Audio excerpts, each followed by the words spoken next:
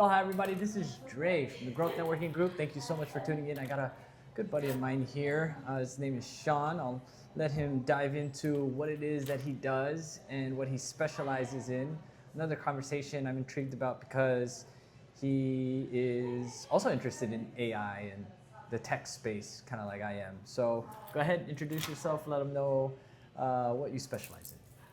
Thanks. Aloha, I'm Sean, and I run this company called The App Guys. We make apps, websites, do AI consulting, and really focused on making a couple of my own apps right now, promoting that to come out soon. Nice. So the first big one that's coming out the soonest is a language learning app Okay. called AcquiLingua.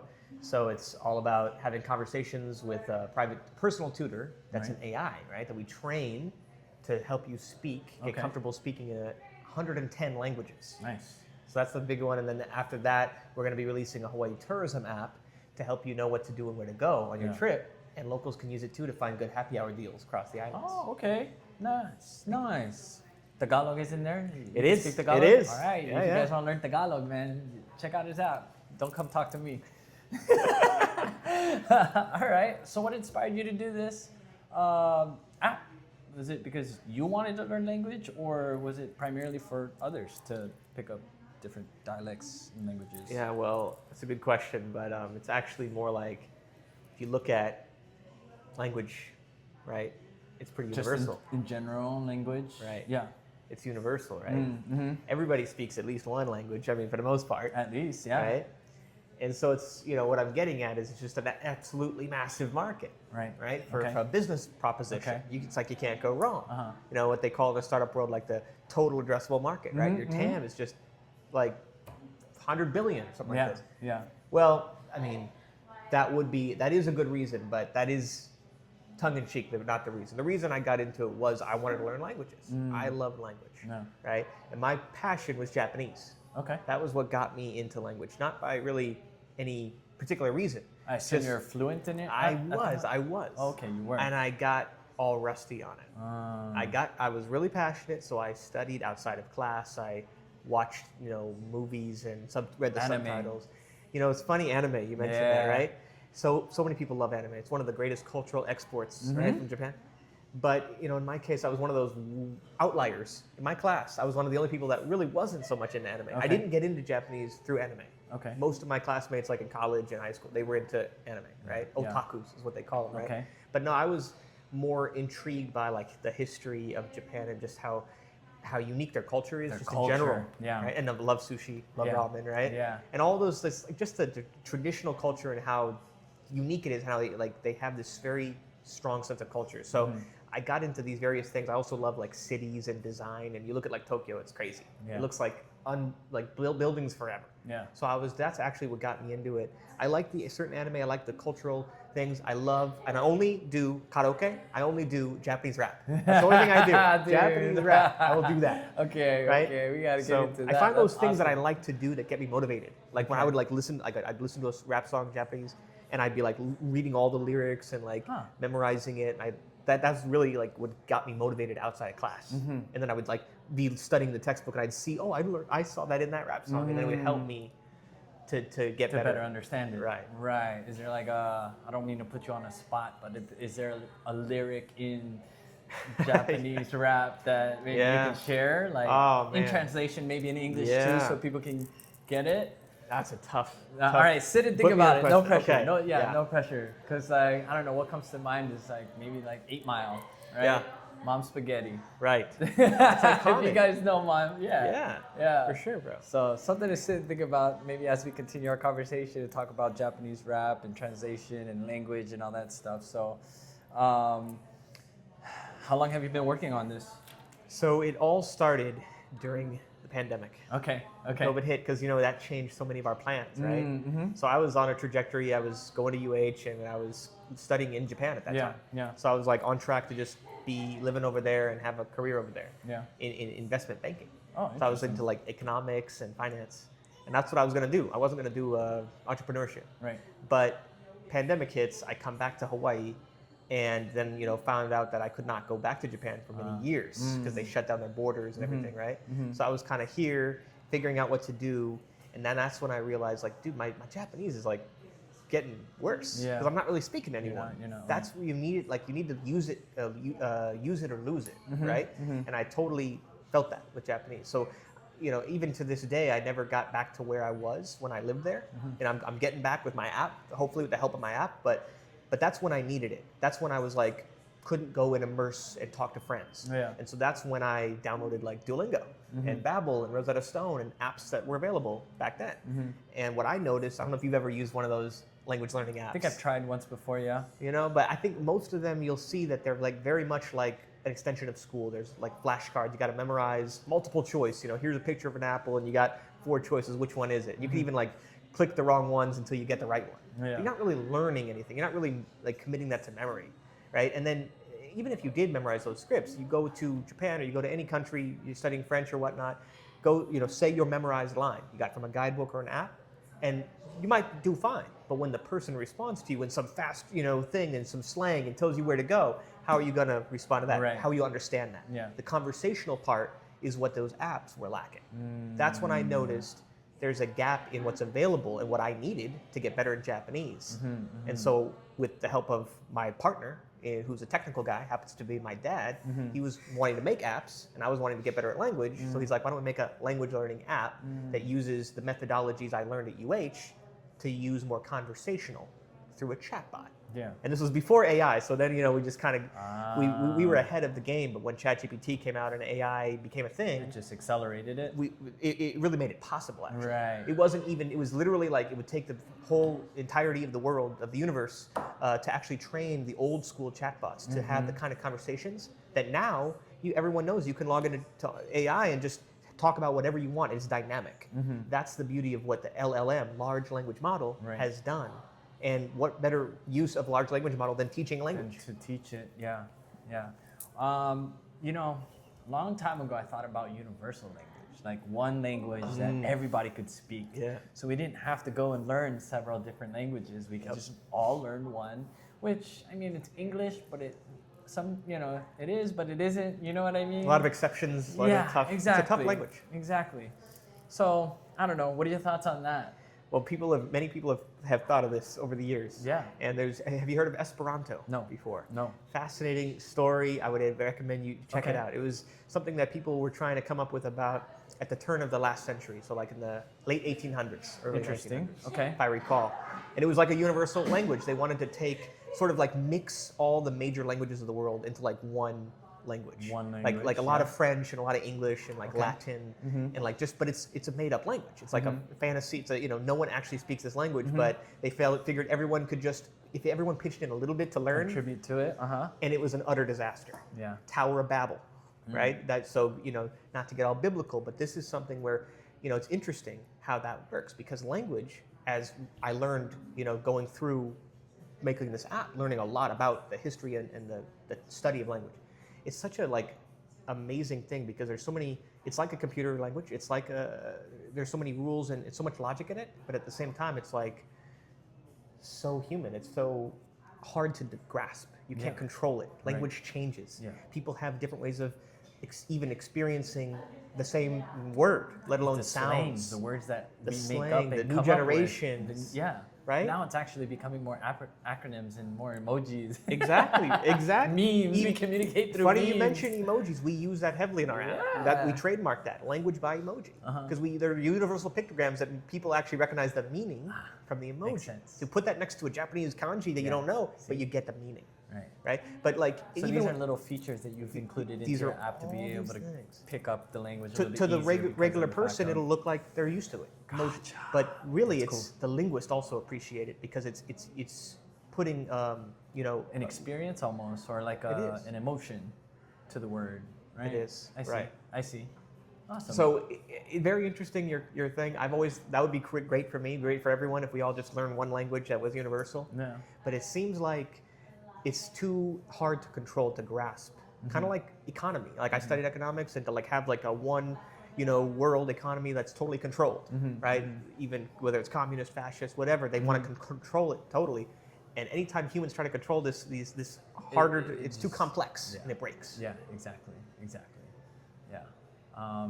When it comes to communication, another thing that I've been thinking about was how telepathy happens and occurs. You ever look into that stuff? Not too much, No? but you know, it's a thing, trippy. man. Like, yeah, it is. It really is. There's a podcast that's extremely popular. I think it's like top 10 on Spotify, somewhere up in there, like 2 or 3, I think.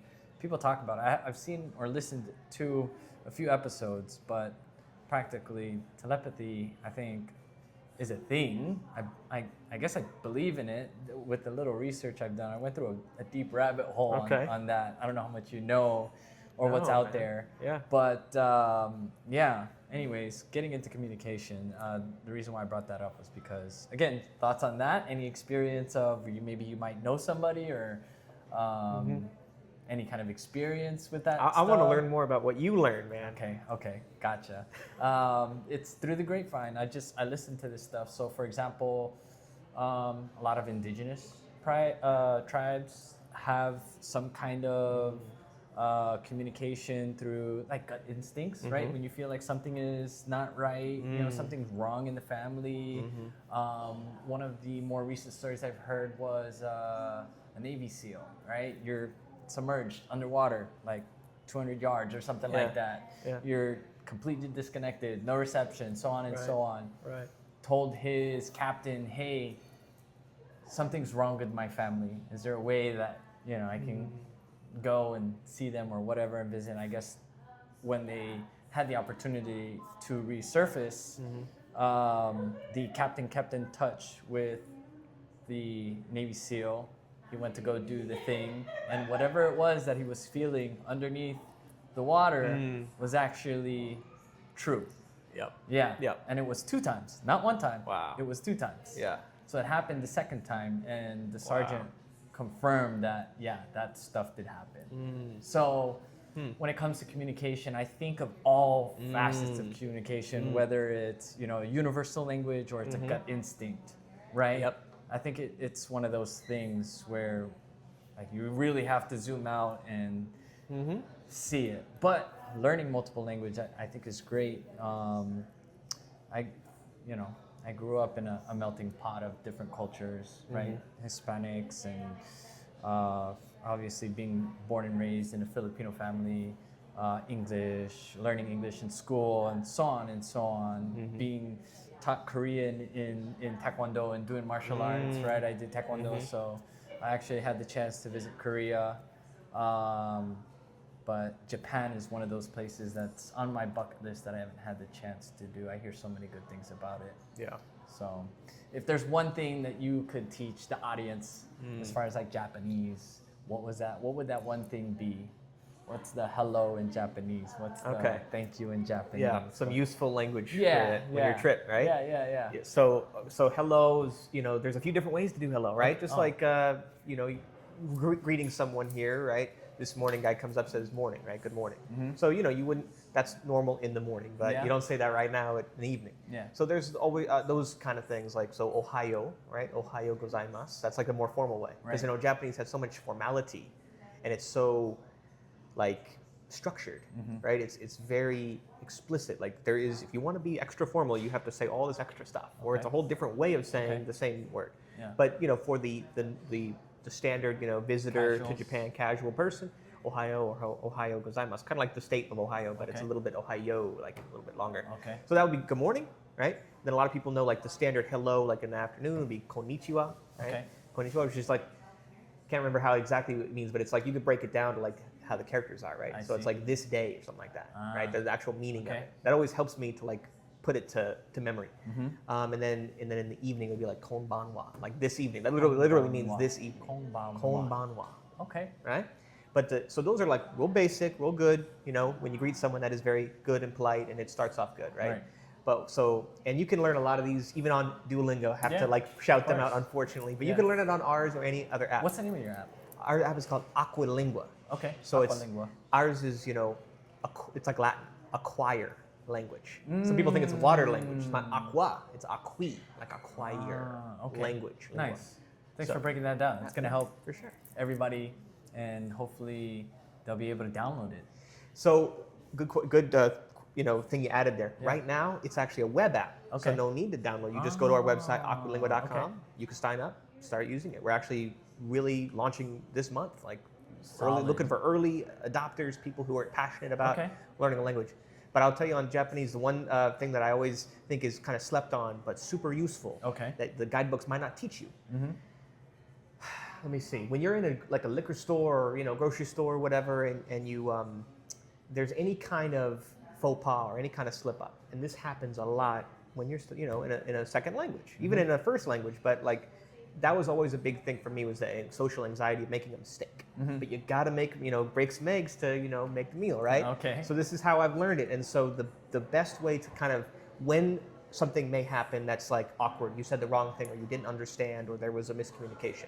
Maybe the money, like I went to Korea and the dollar, the currency was extra zeros compared to Japan or something like that. So I was giving them like $5 for the room, right? Yeah. And they're laughing at me. But so to have in Japan, if that happens, then the phrase you want to say is, I'm filibustering because I can't remember it, but don't worry. No, it's okay. Here it is. The phrase is "daijobu." That's what it is. Okay. Daijobu. Okay. Daijobu. Daijobu. And it literally means like dai is like big. Okay. So, and I can't remember the rest of the jobu part, but it basically means like it's all good. That's what you're basically saying. Okay. And people like immediately like get all chill and say, "Oh, daijobu, daijobu," because like usually they're apologizing. In Japanese culture, they're very like apologetic. Even if you made the mistake, they're like, "So sorry, sumimasen," or whatever they say, like "excuse me."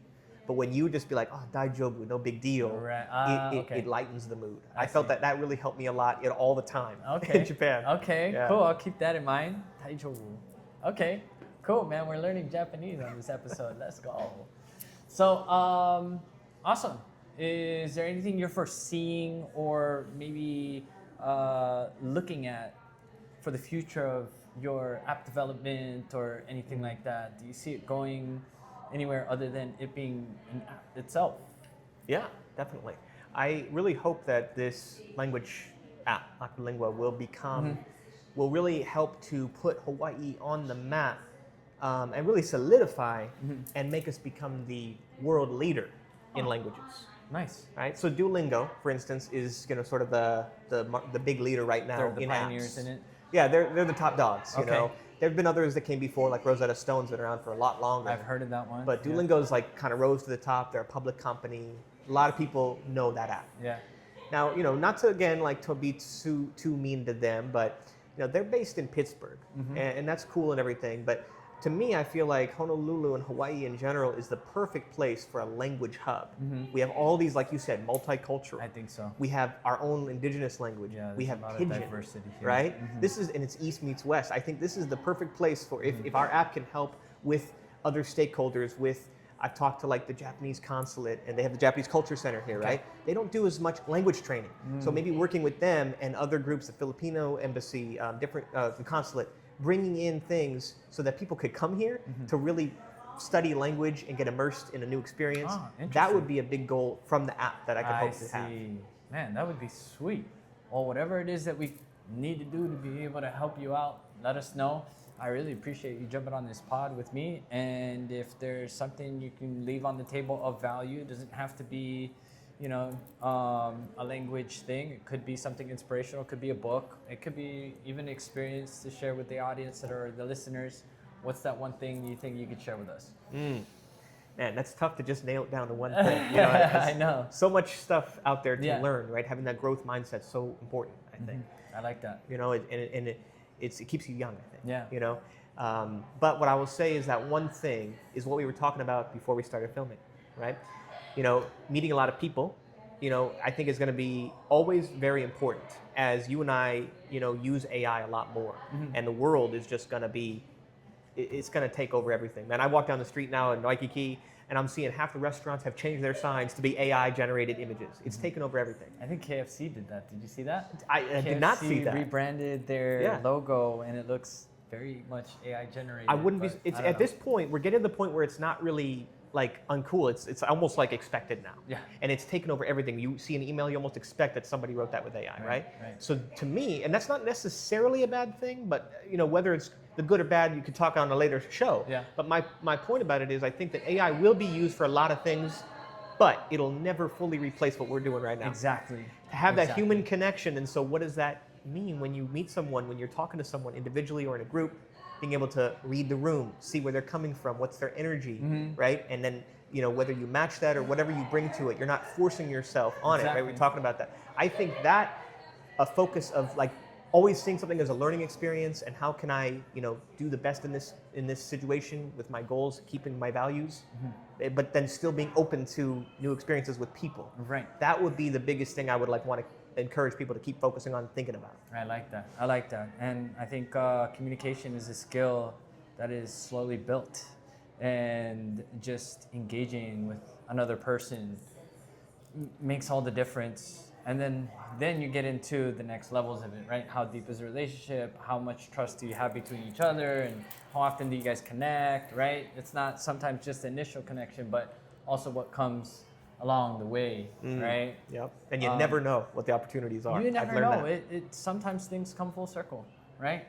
Yeah. Like probably this is what, my second or third time bumping into you? Yeah. And already it feels like I've known you for about a year. Yeah. You know what I mean? So that time and that connection and communication is extremely important. So yeah. How are people going to find you? Number, email address, website? Dump it. Go ahead. Yeah. Let them know. Yeah. So my social media handle across just about all of them is SMF, right? It's my initials, Sean M. Feeney, SMF _ OI. And I do want to mention, if you don't mind for a minute, what that means.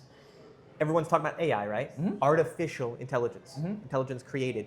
So I came up with this thought, and I maybe wasn't the first one, so I can't trademark it, but nobody can. It's OI is organic intelligence. Oh. It's what we have built in, right. as opposed to AI. It's going to be more, stand out more in the age of AI is OI. Yeah. That's the way I'm calling it. Yeah. So that's why, if you see a post from my account, it's from my OI. That's why I called it SMF OI.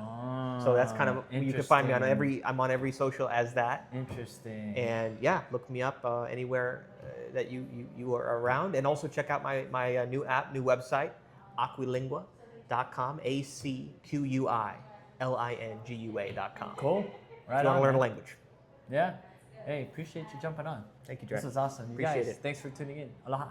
Aloha. Let's go.